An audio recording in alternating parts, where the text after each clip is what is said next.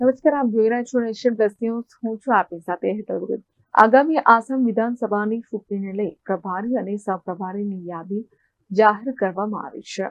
આગામી સમયમાં આસામ વિધાનસભાની ચૂંટણીને લઈ પ્રભારી અને સહપ્રભારીની યાદી જાહેર કરવામાં આવી છે, જેમાં તત્કાલીન કેન્દ્રીય કાપડ મંત્રી દર્શનાબેન જરદોશને ચૂંટણીમાં સહપ્રભારી તરીકે જવાબદારી સોંપવામાં આવી છે. તો દર્શના જરદોશ દ્વારા પ્રધાનમંત્રી નરેન્દ્ર મોદી, અમિત શાહ અને જેપી નડ્ડાનો આભાર માનવામાં આવ્યો છે. દર્શના જરદોશનું નિવેદન સામે આવ્યું છે કે આ મોટી જવાબદારી મળી છે. સંગઠન અને સત્તાના સમન્વયથી આસામમાં ભવ્ય જીત મેળવીશું. ભારતીય જનતા પાર્ટીનો કાર્યકર્તા હંમેશા પ્રજાની વચ્ચે હોય છે અને તૈયાર રહેતો હોય છે. કાર્યકર્તાનો લોકો સાથેનો એક સંપર્ક જળવાયેલો હોય છે, જેના કારણે કાર્યકર્તા કોઈ પણ જવાબદારી માટે તૈયાર હોય છે.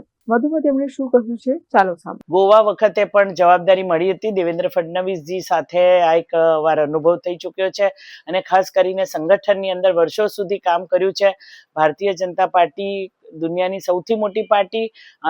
ગુજરાતની શરૂઆત કરીએ તો પ્રધાનમંત્રી શ્રી જ્યારે અહીંયા મુખ્યમંત્રી હતા ત્યારે જ અહીંયા મહિલા મોરચાના મહામંત્રી તરીકે અને ત્યાર પછી રાષ્ટ્રીય સ્તરે મહામંત્રી તરીકેની 2 ટર્મ સુધી જવાબદારી નિભાવ્યા પછી સત્તા અને સંગઠન બંનેના અનુભવને સાથે લઈને વિકાસની સાથે અમે આગળ વધશું. શું લાગે છે બેન, આ વખતે આસામમાં જોવા જઈએ તો? સરસ જ, બહુ સરસ. અત્યારે છે એના કરતા સારા પરિણામ આવશે. Bureau nation plus news, Surat.